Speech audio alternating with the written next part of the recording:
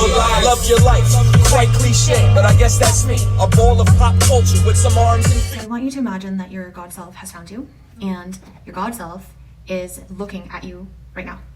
And you recognize, when your eyes meet, you recognize each other. So that your consciousness shifts from you in a body right now, where you are sitting, like me sitting in this chair, it shifts from wherever you are to your God self. And from your God self perspective, looking back at you, having awareness of you, you come to the realization and the conclusion that you are basically the shadow self or a shadow aspect of your God self. This way, you can shift your awareness from believing that you are who you think you are in this body with its own story and limitations that you've had in this human experience, to shifting beyond the body and into your God self, and to understanding that even when you perceive yourself in the flesh right now, you are still able to understand and feel from the perspective of your God self, and more accurately be able to discern the parts within you that are not of your God self, that are even more shadow. So think of like this manifest world as something that contains denser and denser layers of light and shadow.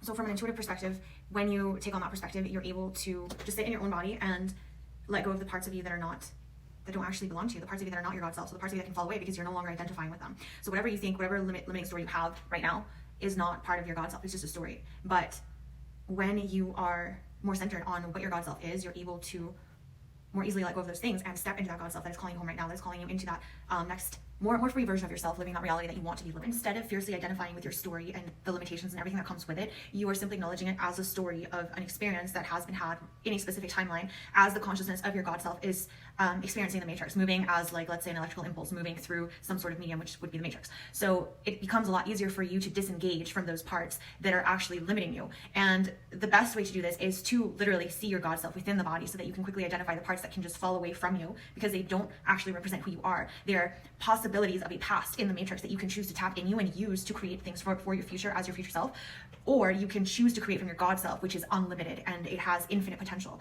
So it's a lot better to choose to create from your God self that is unlimited and free, even beyond the matrix, versus creating from the past experiences. It's like, do you want a limited set of cards to create from, or do you want eternity? Do you want an eternal unlimited set of anything to work with? And that's pretty much what you're doing. So when you identify with your story, like, you can go beyond owning your story. This is literally like owning your self as the God self that is having not just one human experience, but that has unlimited potential and an unlimited and free ability to create whatever you want, because you exist within the quantum right now, and you're moving through this quantum field, and you can choose to create from any kind of past if you want, or you can choose to create from any kind of future. And instead of thinking I am this, you're going beyond the matrix to saying I am co-creating with the highest aspects of myself right now in this experience. And it's hard for people to do this because you always most people try to identify with their past because it validates some kind of limitation about their future, and it kind of gives them an excuse.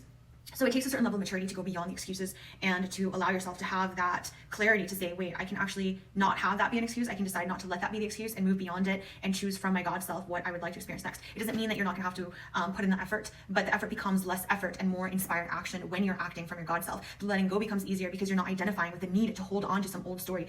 You can just let the dead leaves fall, and it's fine. You can just let go of what needs to be let go of very effortlessly, just the way that you can breathe in and out, and you're not afraid of breathing in, and you don't hold on to the breath because that would end your life. You hold on for as long as it takes for your lungs to fill up and your body just takes up that oxygen, and then you let go and you take another breath and you let go. And it's pretty much the same thing that you're doing with any kind of belief system, with any body, with any lifetime. We're just the breath of God moving through this co-creative matrix, and you can choose from which vantage point you would like to create. But really just know that when you are tapping into the God self, there's no limits. I mean, you're still having a human body, but this is the way to own not just your body and your past story and your ability to create that, and your agreements that may have been conscious or a little bit more unconscious, but you're claiming your ability to create in this now moment whatever you want. So it's kind of like another way of saying be who you want to be, but I'm taking it to the next level, which is like your God self. It's not just like you having this dream life. It's like, let's go beyond the matrix to your God self that is completely and totally free from your God self, looking back at you, and then you as your God self sitting in your body right now.